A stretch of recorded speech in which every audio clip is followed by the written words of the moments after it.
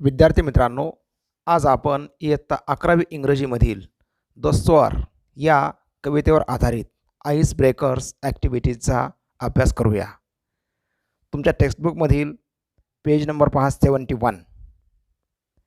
इथं दिलेली पहिली ॲक्टिव्हिटी आहे पहा, make a list of words related to agriculture. शेतीसंबंधी जे काही शब्द आहेत त्यांची एक यादी बनवा. मग इथं तुम्ही असे असंख्य शब्द सांगू शकाल, जसे की farm, farmer, crop, seed, sowing, fertiliser, rainfall, ploughing, harvesting etcetera.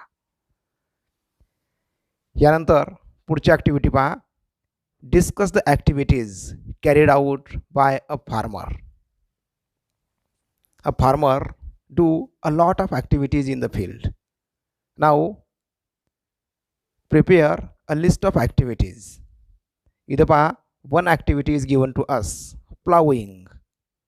नंतर त्यापुढे आपण कोणती ॲक्टिव्हिटी करतो, त्यानंतर कोणती, त्यानंतर कोणती, असे तर क्रमांक दाखवलेले ॲरो आहेत पहा. मग इथं तुम्ही सांगू शकाल ploughing, sowing, weeding, harvesting. Now this is the sequence of activities carried out by a farmer. इथे शब्द पहा, विडिंग. विडिंग म्हणजे तण काढणे किंवा म्हणतो आपण खुरपणी करणे. हार्वेस्टिंग म्हणजे धान्याची कापणी करणे किंवा धान्याची रास करणे. पुढची ॲक्टिव्हिटी पहा, in our country engineering, teaching and medical fields are much sought after. Other professions, occupations, though they make a significant contribution to the society, do not get their due. आपल्या देशामध्ये इंजिनिअरिंग, मेडिकल आणि teaching या फील्डकडे लोकांचा ओढा आहे, परंतु जे काही इतर व्यवसाय आहेत किंवा उद्योग आहेत की ज्यांचं समाजासाठी मोलाचं योगदान असतं, परंतु त्याकडं समाजाचं दुर्लक्ष असतं. जसे की farmer, highly unpredictable income gains. इथं म्हटलं पहा, जे काही शेतकरी असतील त्यांचं जे काही आर्थिक उत्पन्न असेल ते निश्चित नसतं, त्याबद्दल तुम्ही प्रेडिक्शन किंवा भाकीत करू शकत नाही, तर म्हणतो आपण अनिश्चित उत्पन्न. ही इथं शेतकऱ्यांची समस्या असेल. तसंच पहा, कन्झर्वेन्सी वर्कर्स, त्यासाठी आपण म्हणू शकतो इथं get less salary, health risk. यानंतर we may mention other professions and occupations. Truck drivers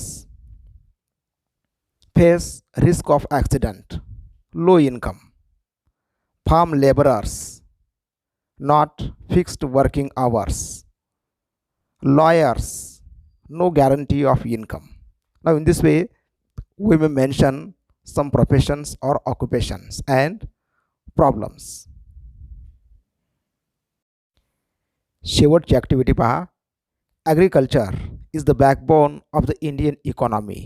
fill in the boxes supporting this statement. Complete the following web diagram. या ठिकाणी तुम्हाला एक वेब डायग्राम दिलेली आहे. इथलं स्टेटमेंट आहे पहा, agriculture is the backbone of the Indian economy.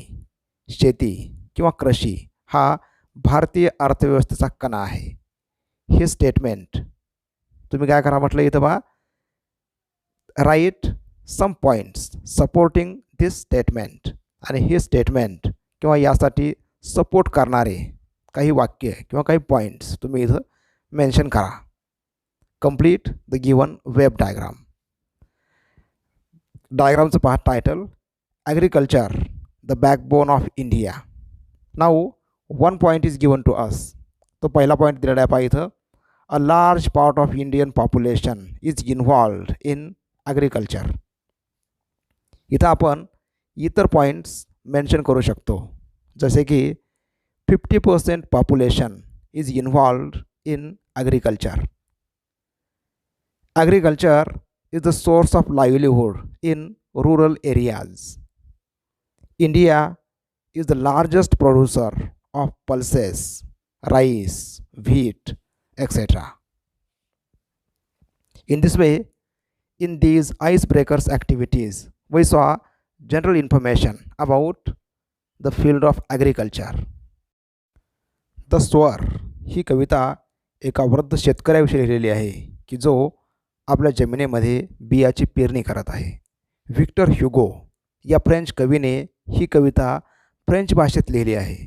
तर बंगाली कवयित्री तरुलता दत्त यांनी ही कविता फ्रेंच भाषेतून इंग्रजीमध्ये भाषांतरित केली आहे. मी तुम्हाला इंग्रजीमधील कवितेविषयी मराठीत माहिती सांगत आहे. शेतकऱ्यांचे कष्टप्रद जीवन वर्णन करणारी ही एक वास्तववादी कविता आहे. संपूर्ण कविता अभ्यासण्यासाठी डिस्क्रिप्शन बॉक्समधील दिलेले लिंक फॉलो करा.